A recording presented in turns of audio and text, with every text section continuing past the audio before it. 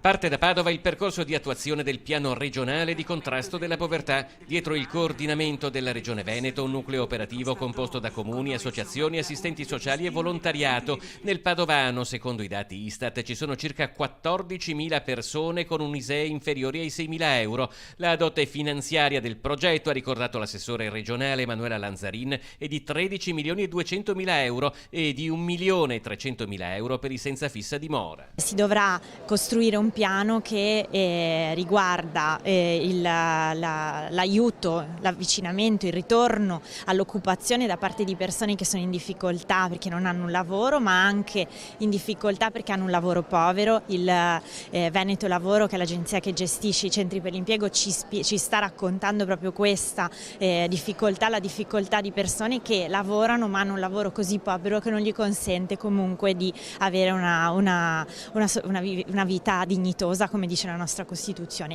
La provincia è stata suddivisa in 3 parti, oltre a Padova a fare da capofila i comuni di Este e Carmignano di Brenta. Anche in Alta Padovana, ad esempio, non mancano condizioni di difficoltà. Le domande di reddito di inclusione sono state quasi 900. Sono dati in aumento, anche se testimoniano da una parte l'aumento del disagio socio-economico di una parte della popolazione, dall'altra però danno un segnale che la Regione, il Ministero e i comuni stanno facendo rete per risolvere i problemi delle persone.